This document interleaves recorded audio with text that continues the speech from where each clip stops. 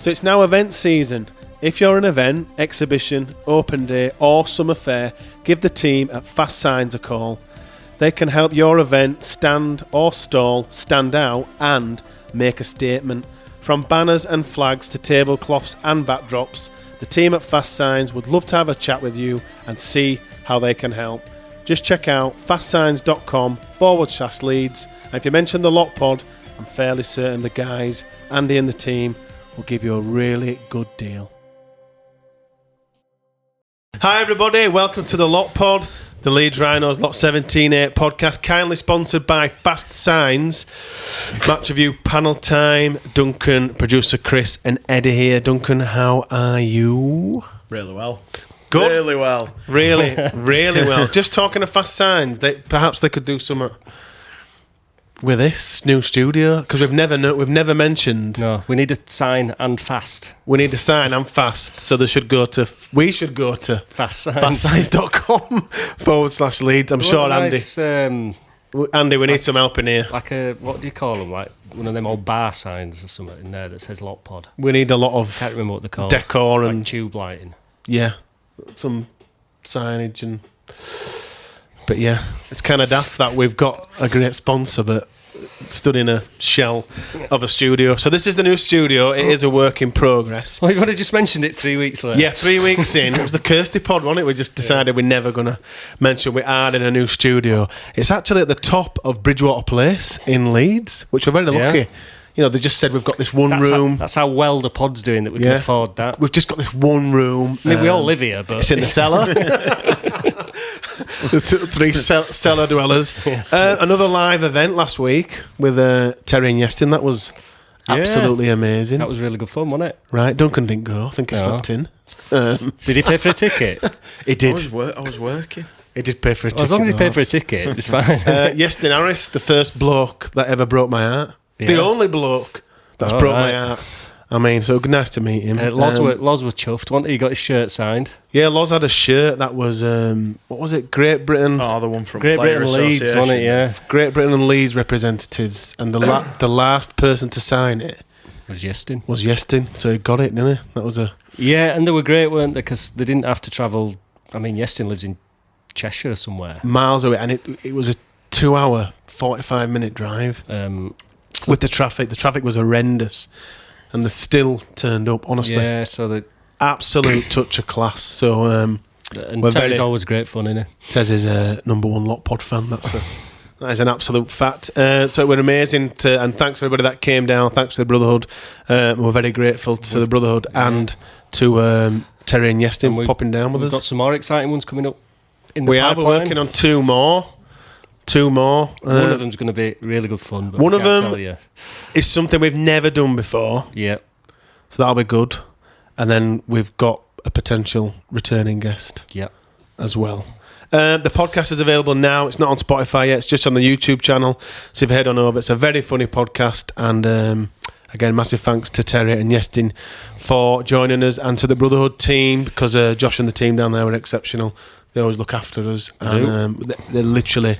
just constantly said, can we do anything for you? And they're just amazing. So it's a really good partnership that we've got there. So head on down. The burger and chips are delicious as well. And the £7. £7 with a I drink. even said to Josh, who's the manager, by the way, like, this is just ridiculous. You're just literally giving away decent food for £7. I think he did, because did you pay for yours?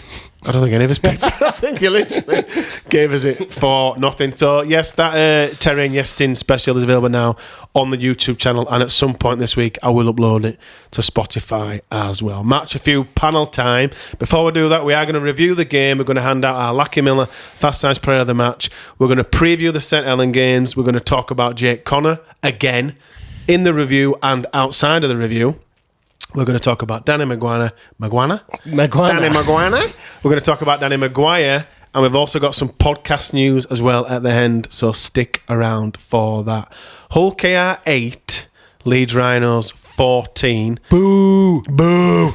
Duncan, what positives, or how many positives, can the Rhinos take from this? A lot. Loads, that's the answer. I think it was sort of a statement victory that we've needed with this group under Arthur.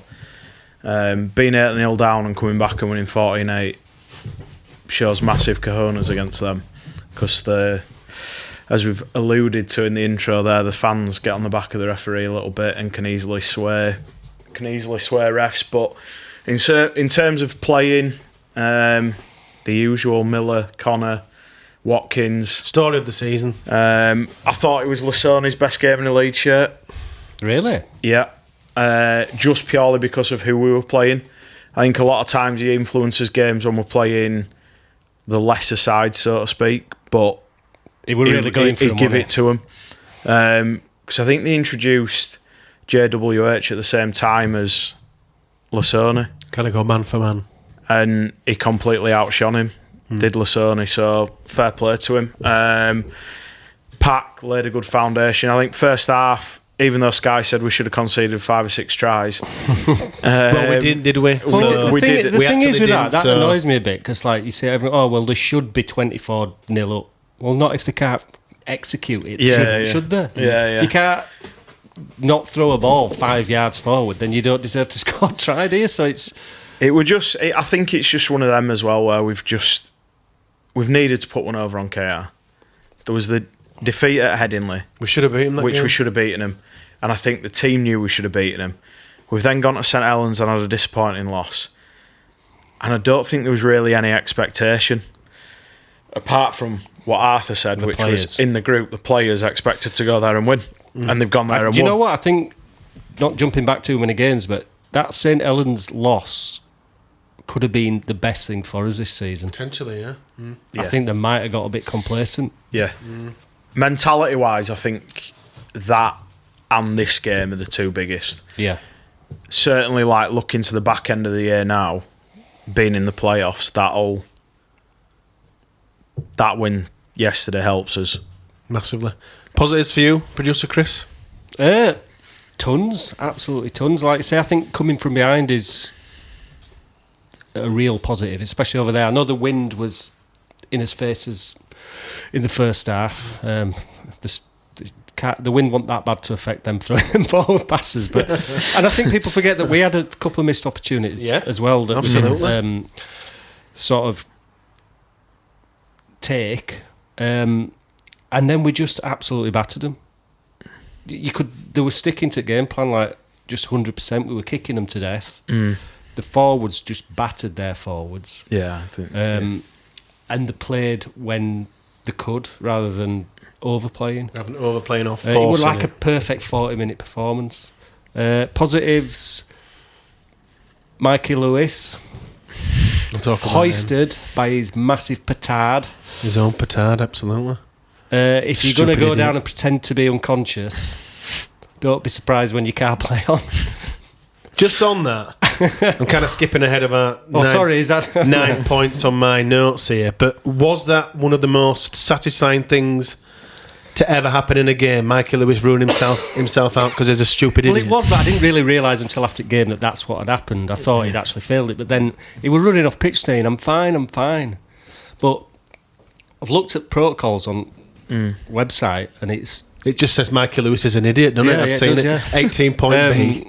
And I think there's one where it says that if the doctors, and it's an independent doctor, isn't it? He's been assessed by a doctor for how much of an idiot. Well, maybe he did get an HIA and he couldn't count past 5. I don't know. They can't hold that against him. No, that's not fair. People in all cannot count past 3. And I think an independent doctor can say, "Well, he were unconscious, so I'm taking it out of your hands. You're done." I just think it's one of the most satisfying things. It's been done as a category 1, hasn't it? Through just staying down. Through being an absolute moron. Yeah, it was a light high shot. It was nothing that warranted that reaction. Well, no. Nothing. Like he'd been He's tried to cheat. Yeah. No. He has cheated. And he's But he's got got fired on him. He's tried to, they reviewed it. What do young kids say? I'm going to swear, sorry. Cover your ears, George. Fuck about, find out. Yeah, something like that. Sounds right. Well, but it also sounds a bit wrong. He's played a part in costing his team the game. Yeah. And that's delicious, isn't it? I think that is so delicious. I think we'd beat him if he were there at second half. I think but he has contributed. Yeah. Oh, no, to honestly. that. And I hope he's proud of that. That is. And then they tried to activate 18th man because they didn't know rules. They really are stupid, aren't they? They are ridiculously stupid.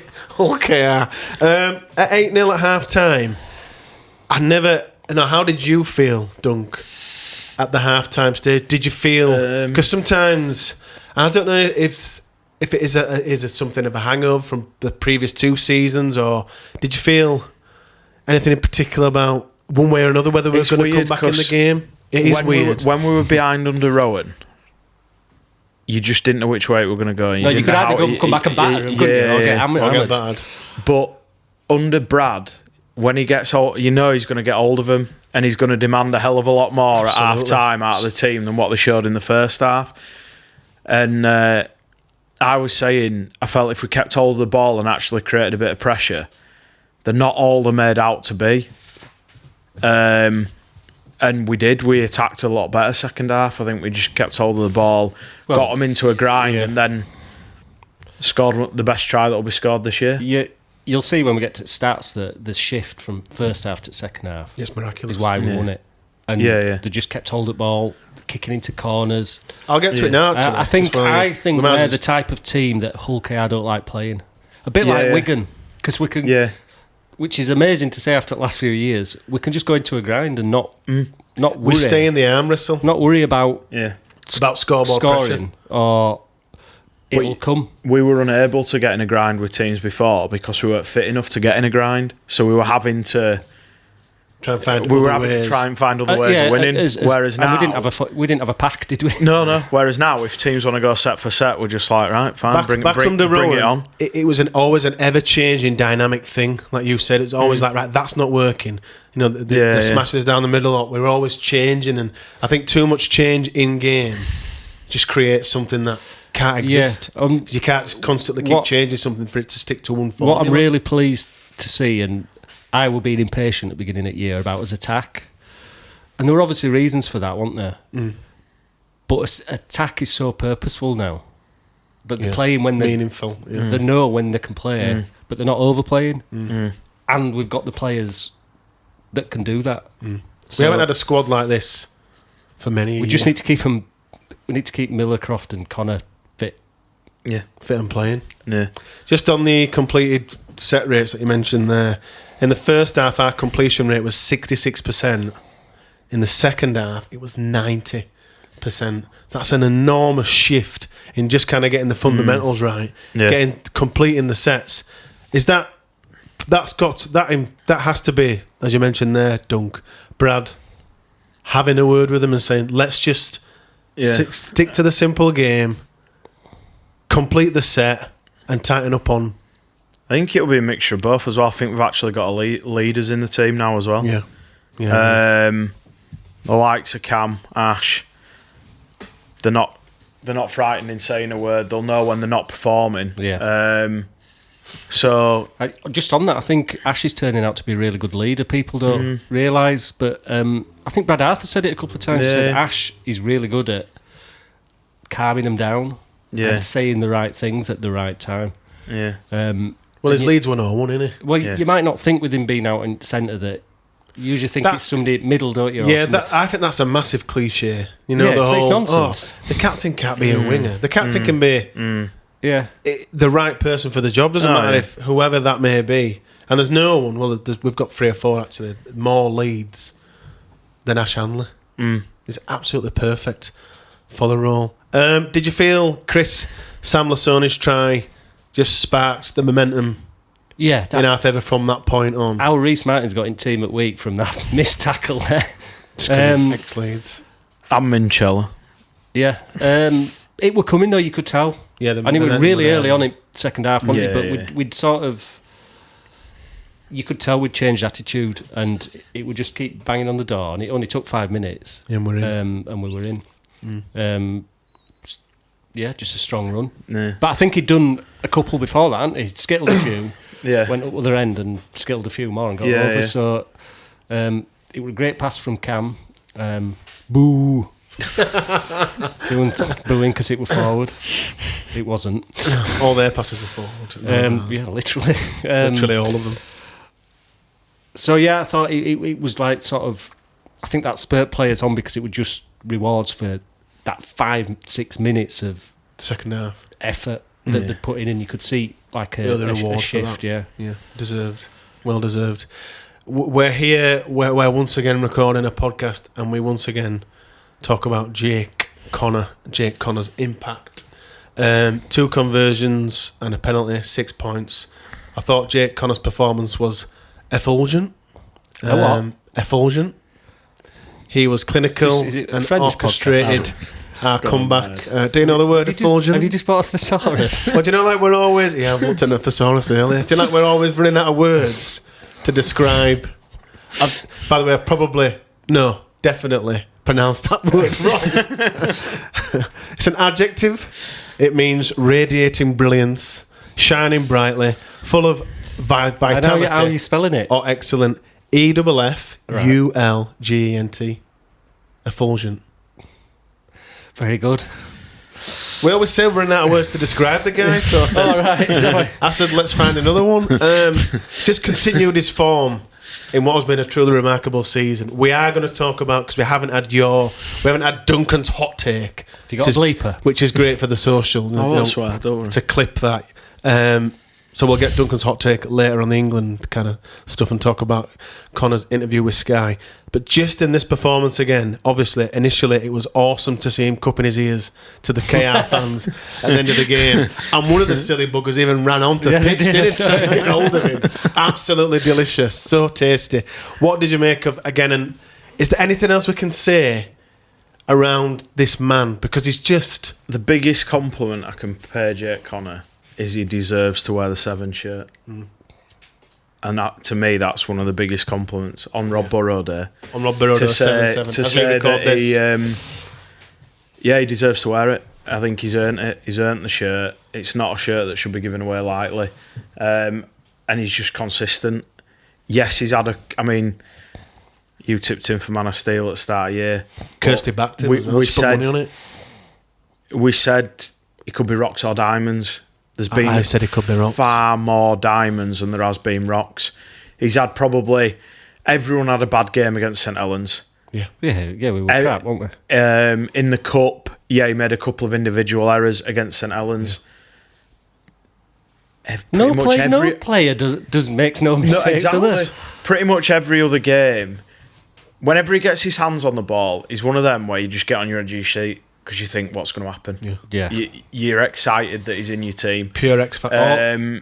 Yeah, I just think he's class. Although, I might be controversial, but on this game, I thought Croft was the better half. Did you? I thought Brody were really good, yeah. A lot went through him. That's interesting. He was doing a lot of kicking. He did do much more kicking. He looked dangerous. Not saying Jake wasn't decent, but Croft quietly went about his business really, but that's really good news, right? That Brody's... I think it was interesting after the game as well when Connor said about... he was talking to Danny Maguire and he said, we're not actually playing with a scrum half. Yeah, he did say that. We're playing with 2 6s and that's freed him up. Now, just to have a coach that'll say, right, play how you want and give him a bit of freedom seems to be... Just unlocked it's like Arthur's just unlocked the potential in every player. Like Miller is come on from like where he was to like he's arguably with Connor the most important player we've got, without a doubt. So yeah, no, Jake outstanding and deserves a 7 shirt. Even though he's not 7, he says. Even though he's not 7. It is interesting though, because halfbacks generally don't play that 7-6 now anyway. They are interchangeable, I think it's literally just a number. But I knew what he was getting at. Yeah. He hasn't got a specific scrum half role like some might, like say Harry Smith maybe. Yeah, thank God. It's God more, he's not like Harry Smith. Your 2 halfbacks. Yeah. But they do split, don't they? But Yeah, he has got a bit of a roaming role as Jake. Yeah. But, they do split like a lot of halfbacks, but they've got a really interesting dynamic. I think Croft actually complements him really well because everyone thinks Croft's this flashy player, really, but he is, or he can be, but he's hard working, isn't he? A hard working halfback, and I think Jake gets him with his passing game, and Croft can unlock a defence with his running game, and it's a really good mix between the two.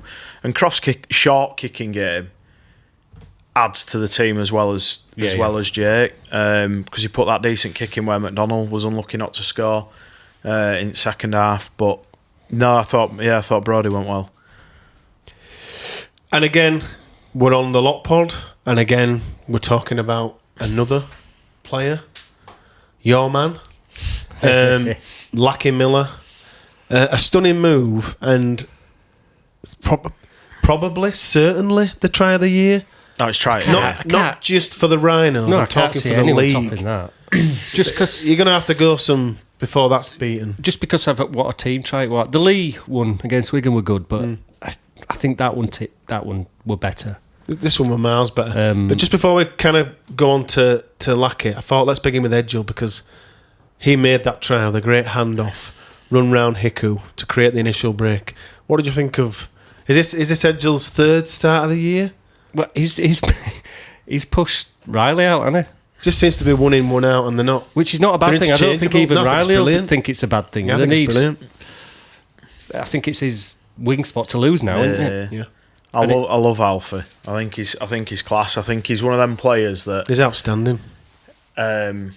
People can do him a disservice, and I was talking to one of my mates today, and I was trying to find something to describe him.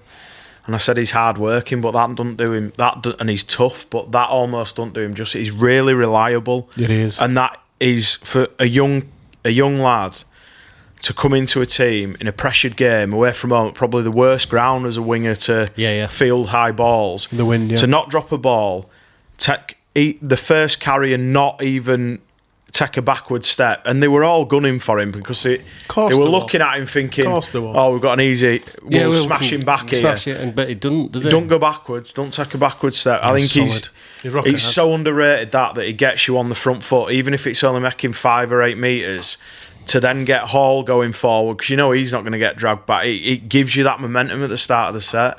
I think that's a really good way. Sorry, I think that's a really good word that gets often used. He's underrated. Is Edgell. I don't think people, particularly those that don't support Leeds, just realise just how good. They won't have seen that much of him, will they? But every time he's played, you think, because he looks slight, doesn't he? Yeah. But he don't get knocked back. He's a bit like Riley in that, but I think he's got a bit more strength than Riley, so he doesn't get dragged into touch. He's played a few more games, and he's almost a year under his belt, and he were getting smashed all game, and he wasn't bothered. He kept doing it, and what were it, 68th minute? 68th minute. Peter Hicku's a good player. Yeah, he is. And he stood him up, didn't he? International stood him up, ran round him. Off the back of that, we got try of the year. Because he said on his interview, didn't he, that he said, we're all Ash that. And I'm like, don't get Came it. from you.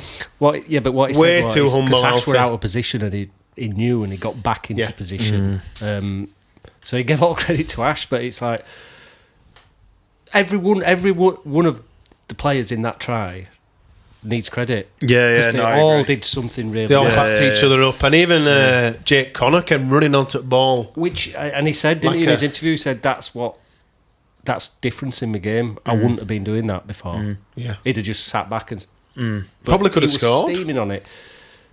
If he'd have pinned his ears back. But I like the extra couple of passes, so I'm glad he didn't. It makes it more of a team try, doesn't he? Sasha's back to Miller for the final. It were a beauty. And Lachie goes in. But I don't know whether you can credit that try to one person really, because I think it was just a massive team. I mean, Miller to get involved 3 times and back it up, touch it free, and score. To do the pass in first place, which Dunk told me earlier, had his head in his hands. Don't pass it. Say, don't do that. The next minute we score. Well, you are the chairman of the Lachie Miller.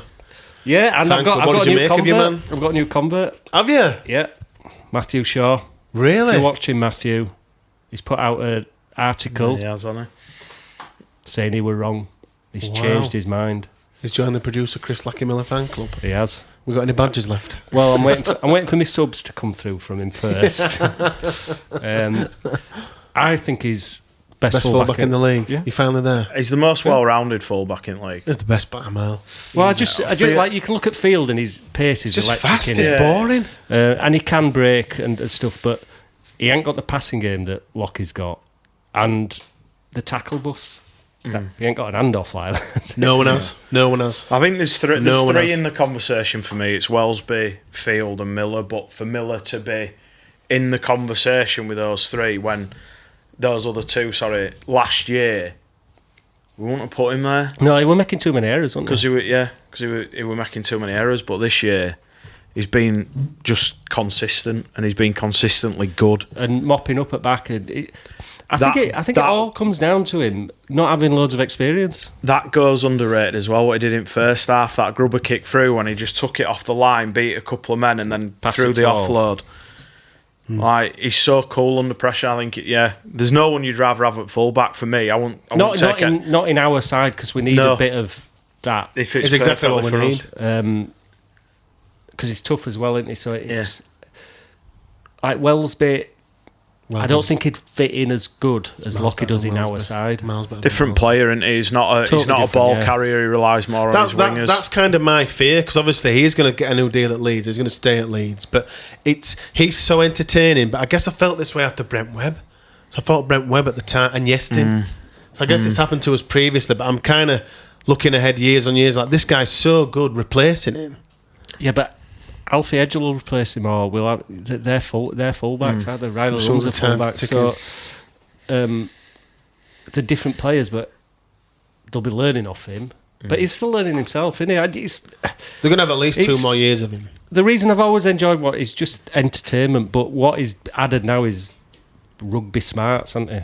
So he's still entertaining, but his basic rugby league players a lot better. Oh, he's got an output on him now as well. Yeah. His assists, tries, meters, tackle bust. Handoffs. No, but the meters out the meters from kicks go underrated as well, because they do. Yeah, it's an important part of the game, and for your backs to be able to give your forwards a rest, to keep them as fresh as you possibly can, because they're doing the donkey work. Exactly. And But the thing is, when he gets it close to his line, he's skipping around first player and making an extra 10 yards. And then handing it off or chucking a 50-yard bouncing pass to his winger. So let's hope he stays fit.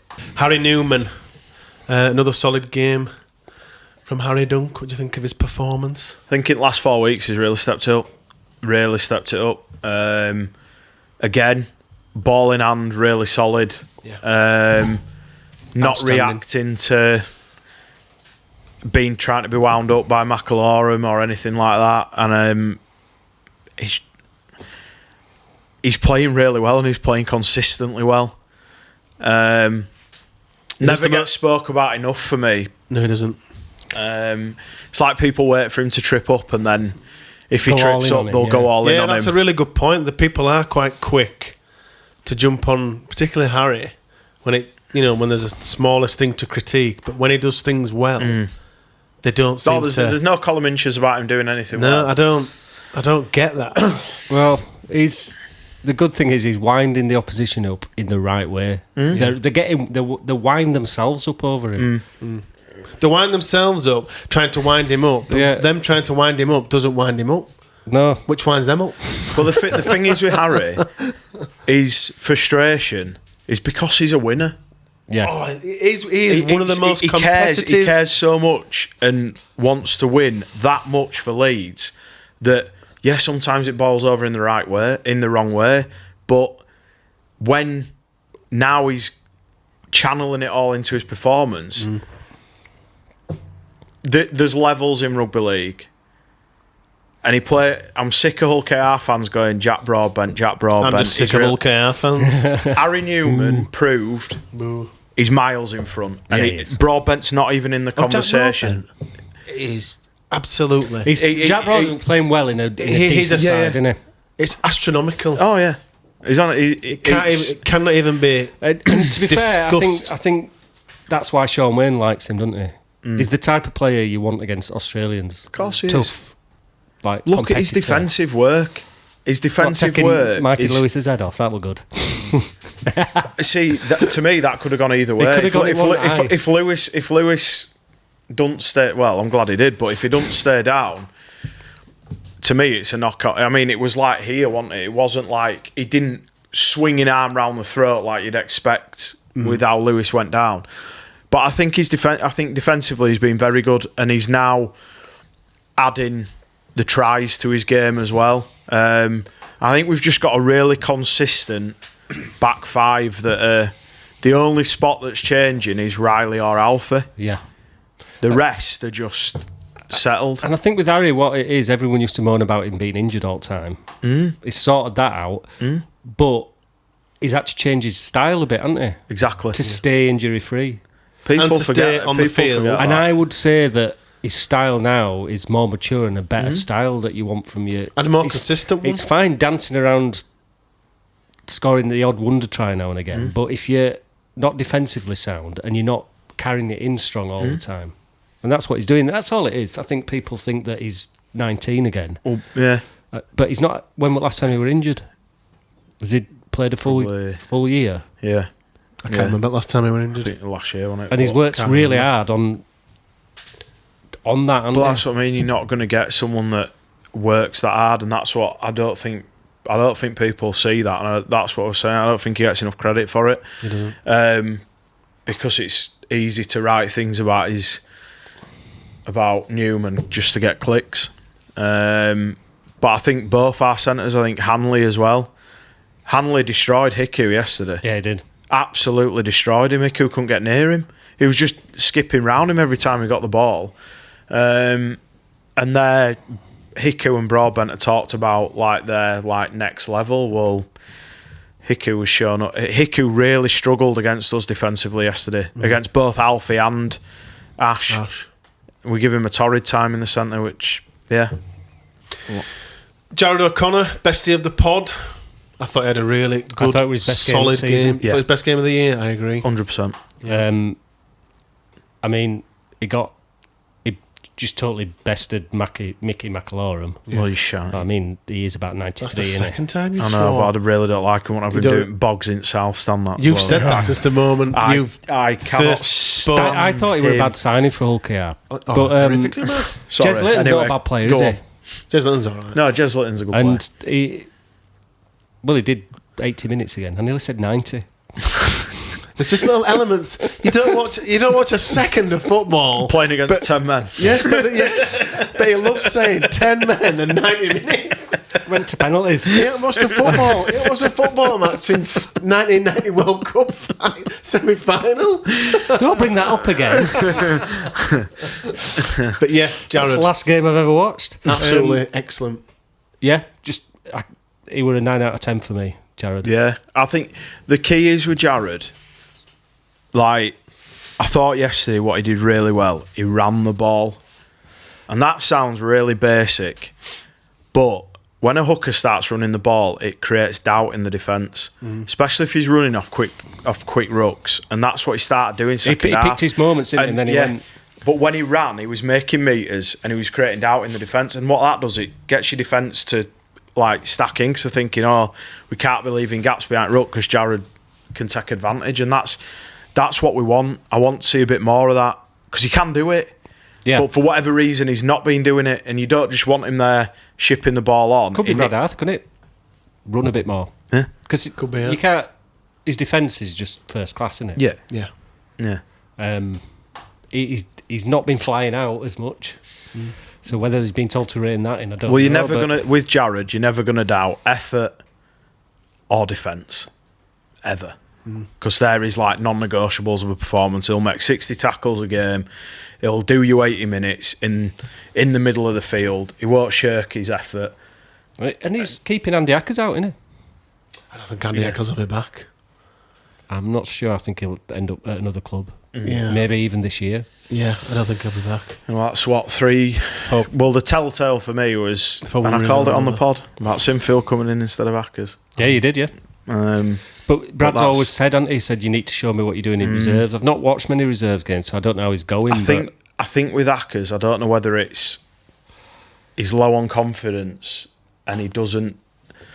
It's almost like he doesn't suit our style of play. And that happens. Which sounds daft. But that happens. Because he's a good hooker. He's a good hooker. He is a good hooker, yeah. But Make no mistake, yeah. he doesn't suit our style of play. And that's fine. You know, that happens with Ackers, any player, any club. They just don't, Matt Frawley, they just don't fit what we're trying to do, other players around him. I don't think he'd want to stay around and play in reserves. No, it strikes me as someone who'd want Like to you play. mentioned Matt Frawley, Huddersfield look better with him there. Sometimes I've always said with Matt Frawley, just fits. he wasn't right for us, really. He's just a solid pro, isn't he? And he'll we suit wanted- a team like Huddersfield. We wanted dynamic halves. That's Yeah. what it was. And when you go in, when you've got Connor and Croft, and then you bring Frawley in, he doesn't have the running game of a Connor or a Croft. No. He's just a steady halfback, isn't he? Which is fine, isn't it? But We've gone past that. yeah. Yeah, we've evolved from that. So in the context of the Leeds Rhinos season now, obviously we're third in the Super League on 24 points, 2 points behind Wigan on 26, obviously, and ahead of Lee, who are on 23, and Saints on 22, who we play on next Friday. What do you feel this result, producer Chris, means to the Rhinos for the season? For the start off, I think it means we definitely make 6, whatever. That's been guaranteed. We've made the playoffs weeks before. Yeah. But I'm just looking I'm just looking at the table, and when you're looking down at 6 and 7, we've put a 6 or 8 point gap between 7 and I think they're not going to catch that up. So I think there's basically a race for that. I think UKR will still come out on top. I think they're going to have a dip in form now. I think the home form sees them win it. Yeah. I think Wigan have got too many injuries to stay where they are. I still think Wigan will probably come third. I think we might get that second spot. And I still think Wigan will make grand final. Leeds Wigan grand final? Yeah. What do you think? I think Wigan will come good. You can't play at the level that UKR have played all season. It will not happen. And they could have a dip right end. Yeah. You can front load your season. When did we do that? Was it 2000? I'm going back here. 2005.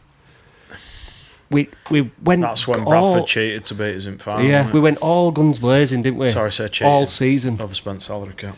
All guns blazing. Yeah, I and think we just dipped at end. We're in that conversation. It's us three. It's KR, Leeds, Wigan. Do you not see Saints having a lay? No. I hope we beat. To me, how Saints are where they are proves how poor the league is. Really. Yeah, because they've got a lot. I mean, it shows that their systems the players understand their systems. But would I be worried about Saints? Absolutely not. I do think we're above them in terms of our quality and man for man when you go down, especially with them having like Wellesby missing. Like their halves, Whitby's learning the game, he'll be good, but he ain't quite there yet. Lomax is finished. Spent, innit? They've got a lot of players that are sort of over the hill, and I think the longer the season goes, the more, like the back end, I just don't think they're going to. I think they'll rock up somewhere absolutely busted in the playoffs and get turned over. I think they'll get like 5th or 6th. I don't think they'll be pushing. I think it's literally out of the 4, I think it'll be Lee, Leeds, Wigan, UKR top 4. But I think Lee will be 4th. And then, like I say, between us for top 3. But I think we'll end up pipping Wigan. Because I think they've just got injuries in the wrong places. Is it absolutely critical that we back up this KR result by beating Saints on Friday? I'm not so much. If we lose, we lose. But as long as we lose, lose, well, Saints go level on points with us. they'll have to play exceptional. They didn't have to play exceptional to beat us at their place because we were crap. Yeah. But I'm not. How will you feel if we lose? We're kind of looking If it's ahead been to a the really preview. good game, we've Slightly. performed well. We haven't played crap like we did at their place. I won't be as downbeat. I think it's win at all costs, mate. I think the players will have that mentality. Yeah, I think you can't go to. It's a shame what's happened with Holroyd with Bam, but I think if we've got a squad now that can cope with a prop missing, and it's probably one of the areas that we're actually blessed for once. Oh, without in doubt, that We've been position. playing a prop at 13, haven't we? Yeah. But I think, to go back to your point, I think it's about us backing it up. We've got to back up that win. You can't go away to UKR, beat them, and then let Saints come in and beat you on your own patch. I get we've been beaten by them a couple of weeks ago, and we won't perform that badly. Not on Friday night. Because especially when Arthur was questioning attitude, like he might not have. He never slags the players off directly to the press, but you can tell with how annoyed he is with what he says. And when he starts mentioning soft wins, attitude, complacency, as soon as he's using those styles of words, it means you're getting it. Yeah. And to be fair, as form at home, bar Wakefield, we've been really good, haven't we? I know we've lost a couple, but I don't think... I disagree slightly with Duncan, but if we lose, I don't think it's the end of the top two dream. Oh, no, I agree. I don't think it's the end of the top two dream. I think it's... For me now, it's about... We've just got this belief that we can go and do something. They've been talking about winning things. Now, I'm not saying they're going to win the grand final. But yes, you are. They've been talking about winning trophies. Yeah, they have. They've just gone to the best team in the league and beaten them at their ground. We are now playing St Helens, who are a busted squad, at home. Let's back it up. They just need to do what they didn't do against them last time and just go for it at the start. Play like we did against KR, we'll beat them. We've inadvertently done the Saints preview there. Sorry. So what we'll do for the Saints preview, we'll just do the predictions. Yeah. And then we've kind of done that bit. On to the stats pack, the attack of the stats for this week. Thanks as always to the Stig for the stats. Here's an absolute gem. Onto the meters, no surprise. Lucky Miller, 214. Alfie Edgell, 180. Ash Hanley, 158. Harry Newman, 147. It continues, guys. Ryan Hall, 141. Brodie Croft, 103. Aledzki, 110. Callum, 111. Tom Holroyd, 107. Sam Lasoni, 93. Just that's a lot of metres, isn't it? That's all our back five over 100 metres. All our back five over 100 metres, and is it getting bad when you think 240 is not enough?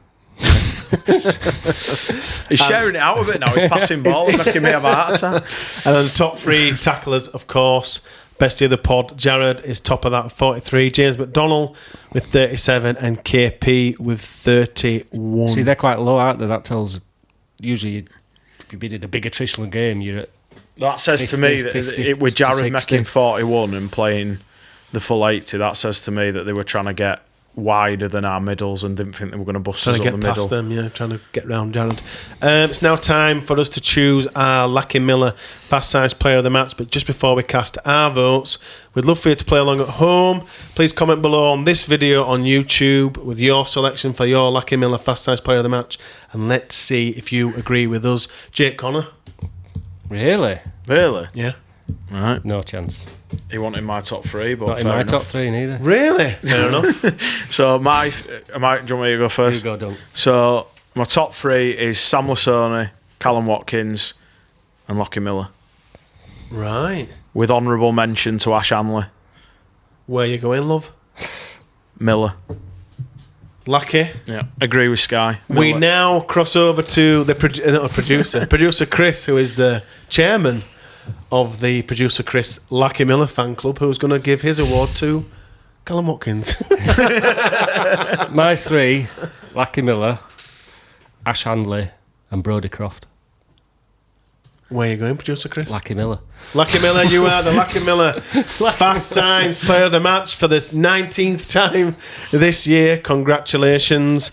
We are looking ahead to Rugby League Shirt Day for 2025. Bri from 6 again and the guys from the outstanding Only in Rugby League podcast are the brains behind this fantastic day. On Friday, the 11th of July, please show your support by wearing your favourite Rugby League shirt and sharing your photos on social media.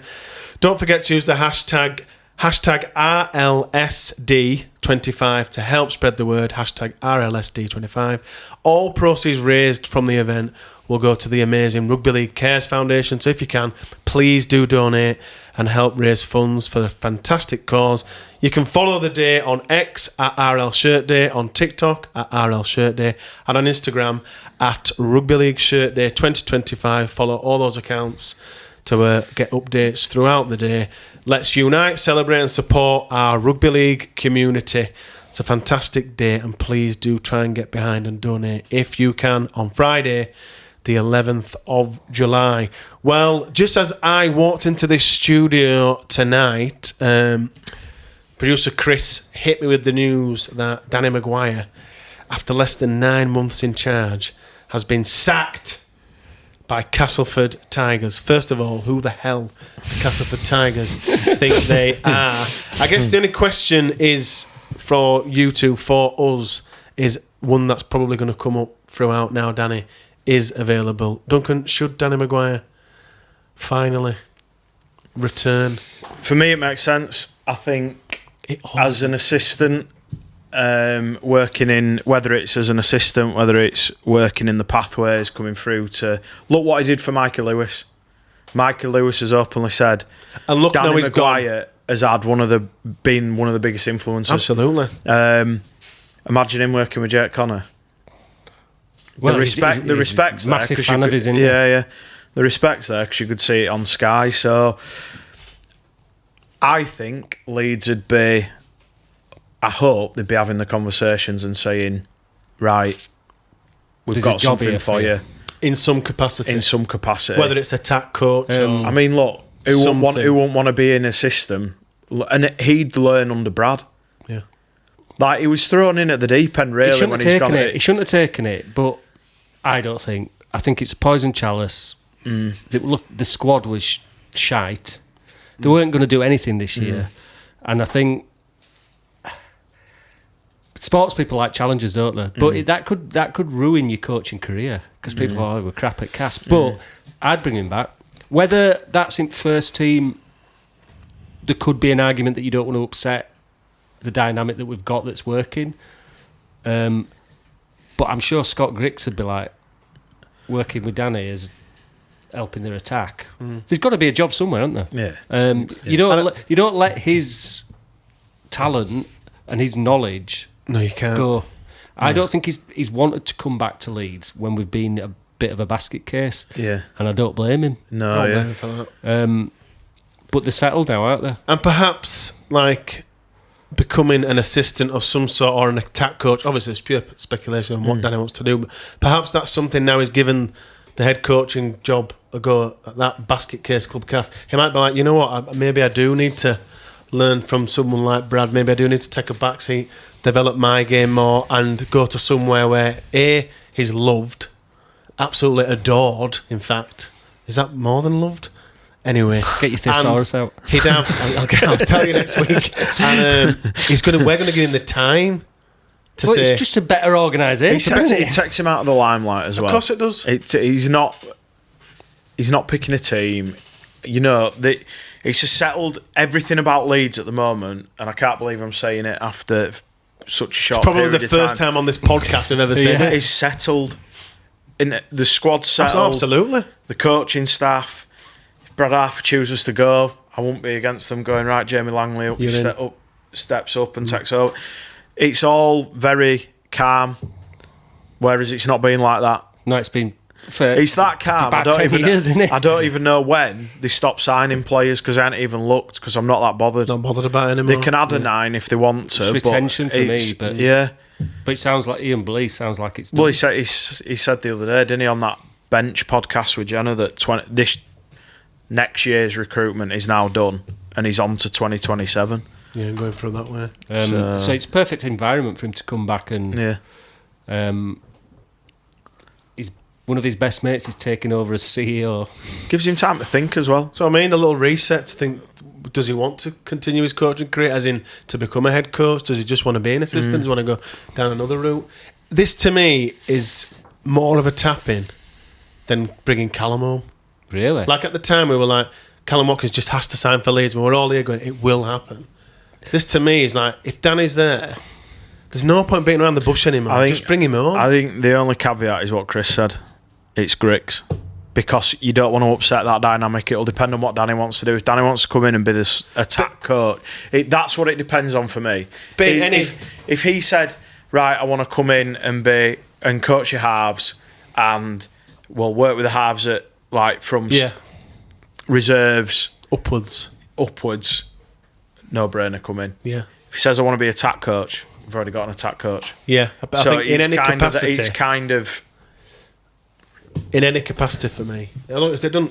The only thing is, Brad won't want anyone that don't think I'll add anything. But there's other jobs for Danny Maguire. Of course there is, yeah. So it's like, even if it was literally him taking Yeah. a step back and just saying, "Do you want me to just work with all your halfbacks, your younger halfbacks?" You know, Yeah. to kind of. Yeah. He just has to come back in whatever capacity. Well, he'd it have is. an impact, wouldn't he? Massive. You kidding me? The best halfback ever, and I've got all these young kids working with him. Yeah. And it's the right sort of time, because I've said before, haven't I, that I think we relied too much on golden generation and the need to forge their own path. They're doing that, aren't they? They've got their own identity now, this team, I think. Yeah. And Danny's been away long enough that he's a legend, but he's not coming back as in to say, this is how we did it. No. This is how you should do it. I don't think they'll do that anymore. I'd sign him up, get him announced. Oh, I'd sign him up. Just bring him back. Bring him back to organisation. Like you said, it must have been awful for him. His first proper coaching gig, the squad was that he didn't pick. Yeah. Well, when you're relying on Watson, Westham and being in your leadership group, it's going to end one way. Innit? They've got no money. No. It's in Castleford. It don't all sit with Danny. It don't all sit with Danny. It's not Danny's fault. No. I think he's how many coaches have they gone through? Well, Lingard walked away, didn't he? Yeah, they've got no money. He looked horrendous in all that cast gear as well. He looked horrendous in KR. I tell you what, go back to liking him now. I tell you what, he looked when he did his interview on Sky after game the night. He was retching, wasn't he? Well, no, he looked knackered. He looked switched to Sunday yesterday. He looked bright and breezy. Maybe he knew then. Talking about Leeds, yeah. Maybe he knew. That's another route we might want to go down. We might think, sack it. Because he's quite good, isn't he? Yeah. Oh, he's excellent. Absolutely excellent. Another thing in terms of us as well, which is a massive positive, we've got some spare time to come back on now, hasn't he? Oh yeah, Get him back on the pod. There's no conflict of interest. No conflict of interest now, Danny. Come on down. We'll ask him again. Ask him whether he'll slag off Cass or what. Yeah, that'd be great, wouldn't it? Just tell him to slag off Cass. On to Jake Connor. 2 parts to this. This is a bumper podcast, by the way. 2 parts to this Jake Connor section we have here. Initially, we've spoke about, you may have heard, our thoughts on Jake not making the England squad, Duncan. You weren't on the podcast last week. So initially, what did you make of Sean Wayne's decision to not pick JC in that England side? It's personal and it's not based on performance. That's what I think. Well, he can't be, can he? 'Cause he's come out and said, "Oh, he's not consistent enough." Yeah, Absolutely. The reasons he's given. He cited the St Helens performance, which we were all crap. Talk about scraping the barrel. It were like. What can I say? Talk about scraping the barrel. The fact you've What got a pathetic. the fact you've got one of the best halfbacks in Danny Maguire going, "Oh, I like watching Jake Connor. He's one of the best halves we've got. He should be in." I mean, you're talking about an extended squad as well. It's Matty Ashton's in. He's injured. For Leeds, it's perfect. Yeah, because he wants to play for England. He's good enough to play for England. To play for England, he needs to play well. But I genuinely think he's given up on it. And I think he just wants to play well for Leeds. And then after the game, Connor joined Sky and spoke with Brian Carney. And Carney asked Connor about him not being selected for England. And Connor kind of said something on the lines of, "It is what it is. Can't say much more." Carney kept pressing him for an answer. Yeah, I thought, kept twisting. I thought he were fine to ask the question, and he must have asked him before. Can I ask you about England? Yeah. That's fine, but he was clear by his answer. It is what it is. I can't do much about it. And he kept twisting, prodding. The fact he was so short in his answers said more than him carrying on speaking about it for Jake. He just said it is what it is. Like, he went on about the relationship with Sean Wayne. You could see he didn't want to answer. You could see what he was thinking, but he wasn't going to turn around and start slagging off the England coach. But there's obviously something there. And then to go back and dig up like from 2022. 2022, it's like, what are you doing? Just I thought really unprofessional. Yeah, and I don't usually agree. find that with Brian Carney. I don't mind him. I was just about to say that. I think Carney's excellent, but I thought he were really digging and praying for something that perhaps wasn't there. And it were uncomfortable, wasn't it? Because it's like, I actually thought Connor looked really hurt by the decision and talking around it. They'd been left out the squad. And I thought he would find it difficult. The whole thing was difficult, but I thought he was finding it difficult to answer, which is totally understandable. We've spoken to Jake, haven't we? And he's not an outgoing... People might not believe this, but he's quite a quiet guy, isn't he? Yeah. He doesn't like doing stuff like that, so for him to do it, and then they must know him. I just felt Carney lacked a bit of self-awareness. Like, he kept praying. Well, you could see he was like really uncomfortable. It was like he was wanting an exclusive that wasn't there. He was never going to give him and it. He was never going to give him it, and he just went... It kept going and kept going and kept going. You literally just said it there. Like, the first answer that Connor said, like, you know, you knew... He was like, I really... Look, you've asked me, which if he has kind of said off air, but and he said, I can't really say much more. And he kept digging and digging. He's just like, I don't know what you want me to say. It's when he got to the 2022 part, it's almost as if it needed the producer to go, Brian, stop. Yeah, why move on. Digging up some of that? Yeah. It's not there.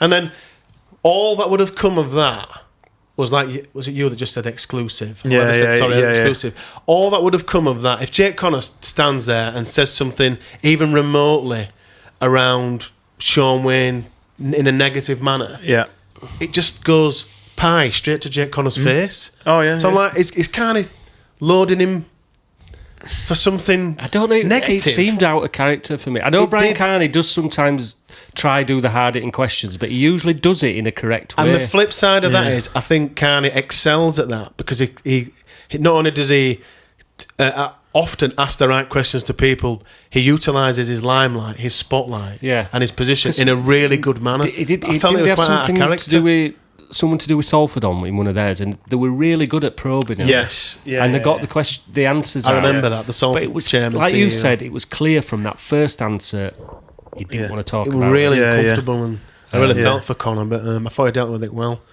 I just hope they did ask him before, because otherwise he's being hoodwinked into that, isn't it? Yeah, which isn't fair. It's not fair. And it was a really good interview. The problem is now, it was a really good interview, and Jake Connor came across really well, but everyone's talking about those questions that he asked about Sean the Wayne. line of questioning. Whereas it should have been, how good was that pick? Because we've always said, it's really good to get like an half-back when they're talking you through the game. And when you've got... I'm obsessed with it. When you've got like Danny and Jake talking to each other and you're like, this is really good, but then why go down that line of questioning? There was just no need for it. Why have they got rid of one of the best things, John Wells, with them speaking to players? My absolute favourite one of those was Todd Carney. They got him on after the game. And his expertise and his knowledge, pulling the game. They had him for 5 minutes. They should definitely bring that Mine back. was, what old Catalan's coach, Roosters coach, what's he? Trent Robinson. They had him on, and it were about 10 minutes, and people always say rugby league's a simple game, which it is, but he went into that much when they depth pull it apart, why a try was scored, fascinating. And I think ask Jake that'd have been perfect. Wouldn't it? Get him on the screen and say, but why have you stopped that, Sky? Why have I've no idea. It was the content there. I didn't think it was long enough. I thought it should have been something. It's the thing that's missing out of the game. Maybe not even. We're going on a bit of a tangent here, but maybe not even after a game. They invite a halfback on. They invite Johnny Lomax on, Mikey Lewis on, and say, right, we're going to pick apart a game. Anyway, we've gone on. Right, time to look ahead to the Rhinos' next fixture, which is St. Helens. We'll go on and do it for them. At home. Yeah, I'll do it. Here's why Brian Carney shouldn't have asked those questions to Jake Connor. Any changes to the side? Obviously, Tom Holroyd faces a ban. Any changes to the side, Duncan? You'd like to see? Well, yeah, because I think they're going to have to bring Cam off the bench. I think he's going to have to go back to starting at 13, move Paliasia up to prop with Mick Cooper go down to the bench to fill Holroyd's impact. Who comes in for Tom? There's two. It's either Presley Castle. That's interesting. We're talking about him in the pod before the pod, weren't Or Jackson Field. But for the minutes that Jack could do against Saints, it might be better just to give those minutes to Castle as a back rower, and Bentley can step up as a.